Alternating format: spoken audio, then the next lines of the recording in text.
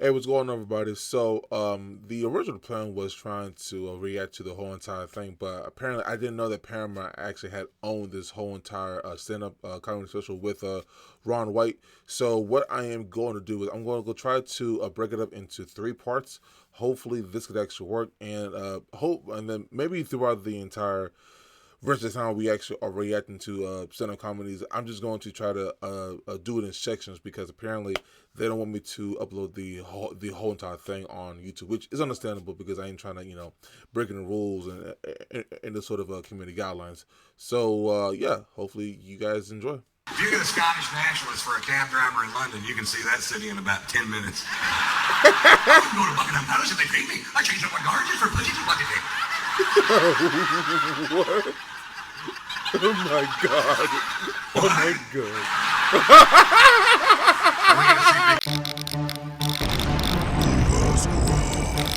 What's going on, the Nova Squad? Welcome back to the channel. Yes, I know this is not the John, Jesus Christ, I'm already messing up. The Louis C.K. special that I've actually had promised to finish up, but we will actually get back into that, probably not tomorrow, but definitely on Wednesday. But a lot of guys really want me to react to another Ron White video. This is called the Ron White Behavior Problems. This is going to be the 2010 special. I've seen the thumbnail of this video, and then I've actually seen that Ron has longer hair in this one. And according to the comment section, he gets drunker and drunker throughout this special. So if you guys don't know who Ron White is, he's pretty much better while he is intoxicated and all the extra stuff.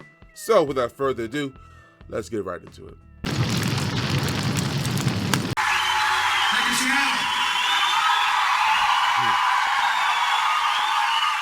you and welcome, and thank you for a day without rain. I don't know what What? I want you to know that I just got some great news that I'm excited about. I just got a development deal picked up. It's a new reality show. It's an extreme makeover show for middle-aged lesbians called This Old Bull Dyke. You always saw it on We already have a sponsor. Wolverine Steel-Toed Boots has picked it up. We had another title, but the censors nixed it. It was originally going to be called Pimp My Muff. I am staying tonight or this week at the Hotel 1000. I would like to talk for just a second about their toilets. They've got the best toilets ever, man. They're amazing. You won't even believe this if you've never seen one of these things. Number one, the seat is heated. Now, that doesn't sound like a lot, but if you're used to a cold toilet seat and then you sit on a warm toilet seat, it's nice. It relaxes your bowel muscles and kind of just helps you crap, you know. It's really nice. And then on the wall, there's some buttons, and one of them says rear cleansing, and one of them says front cleansing. And there's a diagram of a guy sitting on a toilet with a stream of water shooting up his ass. So I pushed the button, and all of a sudden, I'm that guy.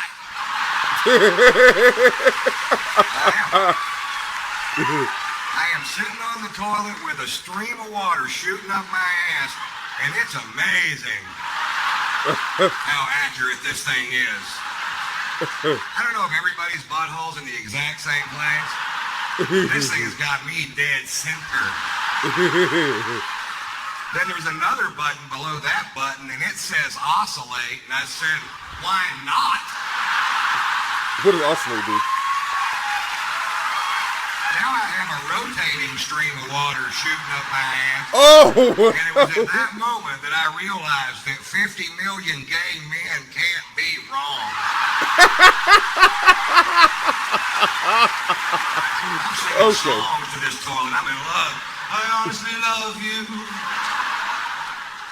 My wife caught me spreading cake on my ass just so I could go wash it off. No, you know she did not. Is that cake? No. I gotta go to the bathroom. Don't wait up.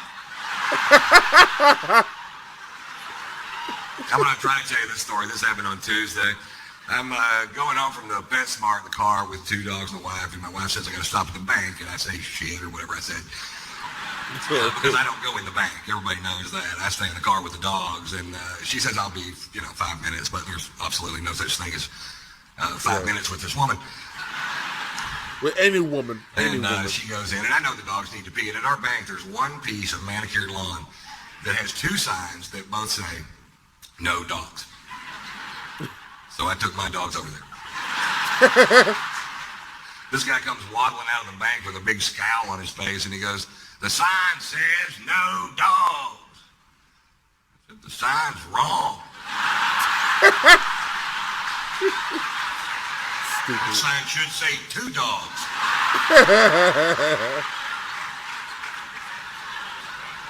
I saw a commercial the other day, and I really don't understand the organization, and I really don't understand who they think they're ever going to help. And it was for a company called www.don'tShakeAbaby.com. Now, I'm not going to get up here and take a big pro-baby shaking stance, so you go ahead and relax, Seattle. Okay, I was so confused. But I don't know who they're supposed to help, because if you're such an inbred meth head shithook that you would consider shaking a baby, the only thing that's going to help you is a beheading.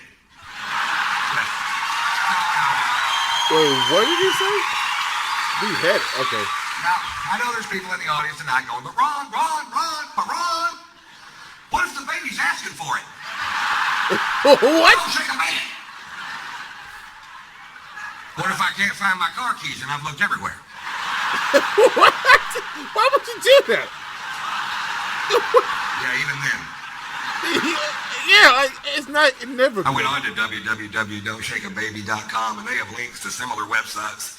They have a link to www.don'tstickyourDickinAtoaster.com.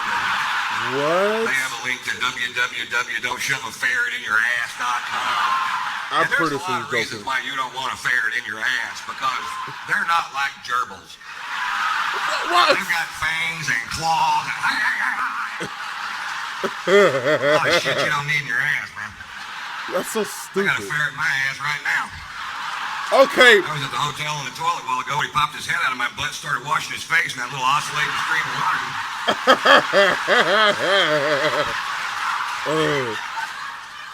Is that cake? No! Certainly not cake. I got little troubles. Did you guys hear anything about that? Okay. I do sold out shows in Fort Pierce, Florida, and we were going to land in Vero Beach, Florida, and I have an airplane that you guys bought me. Thank you. It's nice. It is really cool. We land in Vero Beach, and when we land, I look out the window, and there's 3 cops standing there, and which is no big deal to me because cops love me, and so do firemen. And a lot of times I'll get a police escort from the airport to the venue, and this wasn't one of those times. No, but I got out of the plane and there was a cop there, and he said, "Mr. Wyatt, we've been told that there are drugs on this plane by an anonymous tip." And I said, "There are absolutely no drugs on that plane." Now, I did have a little bit of weed in my bag, but I wasn't on the plane, so technically I'm not lying about that.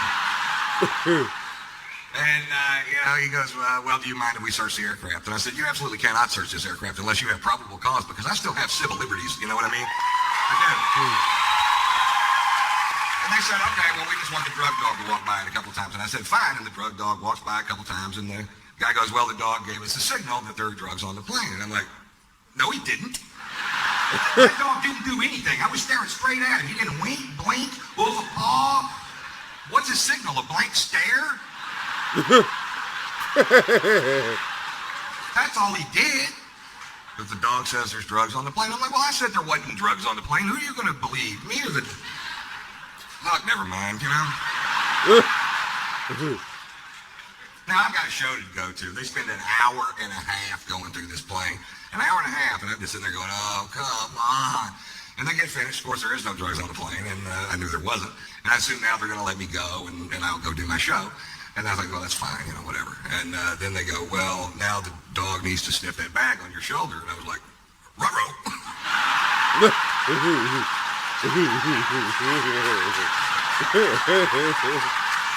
They found 7/8 of a gram of marijuana in my bag. Now, when I have 7/8 of a gram of marijuana, I consider myself to be out of marijuana. But it's no weed. And it's medical marijuana. It was prescribed to me by a doctor in California where I live. And I told the cop that. And he said, "Well, what did you tell a doctor to get a prescription for marijuana?" And I said, "Well, the doctor said, do you have any symptoms that marijuana helps alleviate?" And I said, "Well, I get bummed when I run out of weed." Marijuana cures that. They handcuffed me and put me in the back of a cop car and took me to jail. Now, I'm not whining about that. I wrote the law. That's fine. But fuck, this is Florida. These cops drove by 3 meth labs and a dead hooker just to get there. They processed me through county jail. Now, for whatever reason, I had a bunch of cash on me. I've been on the road for a while. And now they got to count it in front of me. And this guy comes over and he goes, hey, man, I'm going to have to count that money and you're going to have to watch. And I'm like, fuck, not you. This money's in banded $5,000 stacks. And he picks one of them up and he goes, one Mississippi. He didn't really say Mississippi, but he fucking could have. You can't do it that way. It'll take forever. Just take the band off and start counting. 1, 2, 3, 4, 5. When you get to 50, that's 5,000. Then just start the next stack. And he goes, that's a good idea. That's what he said. So he counts the second stack and he goes, hey, buddy, wait a minute. There's only 42 in this one. I said, oh, that's okay. Just get 8 more out of this one. Put it in this one. Now you have 2 stacks of 50. That's $10,000. I'm teaching this motherfucker how to count. I was in jail for an hour and a half, and I don't know how word gets out so fast, but when I walk out of the jail, there's a big truckload of kids, and they have these signs that say, free tater. From the last question that I did react to, which is actually the highest video I've ever seen. I went to Atlanta to see some lawyers and a dentist, the combination platter of wonderful days. And my plane was broken. And when my plane's broken, my friends do not give a shit. They're like, oh, poor baby. Is your plane broken? You have to take a commercial flight like every fucking buddy else.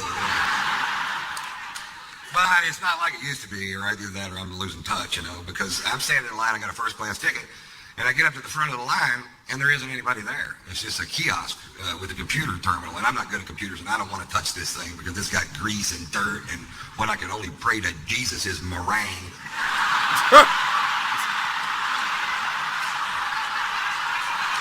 Stupid. But it works pretty good, I swipe my card through there, and up pops a diagram of the aircraft, and it shows all the seats on the plane, and it shows which ones are occupied, so you can choose your own seat, and that is almost a great idea. Almost. What would make that a great idea is if there was a photograph of the person sitting in that chair. That's funny, though. But about a 5-minute bio clip telling you a little bit about them and what their breath smells like. Right, because I picked my seat and I'm in first class, so as soon as I walk into the cabin, I can see my chair, and sitting right next to me is a big fat fuck. Now I know I'm heavy, but I'm not a big fat fuck. This guy was a big fat fuck, and part of him is in my chair. Part of him is in my chair. And I don't know if it's part of him I can sit on. Hey, I've got a little tip for the morbidly obese, and I don't mean to sound cruel, but once you get to 550 pounds, stay home and go for the record. I'll sponsor you. Oh, that's so stupid. Write tatersalad.com on your gut, and I'll send peaches over there. Peaches? Why wouldn't I send pizzas? I'll send peaches in a salad. But where would be the comedy, Mr. White? Oh, so you're all hung up about that, huh?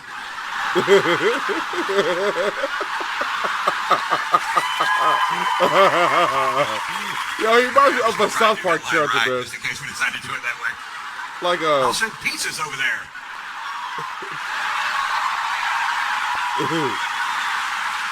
Yeah. Oh, that is funny. He said pizzas. It reminds me of a Cartman Mr. from White, boy, he's rich tonight.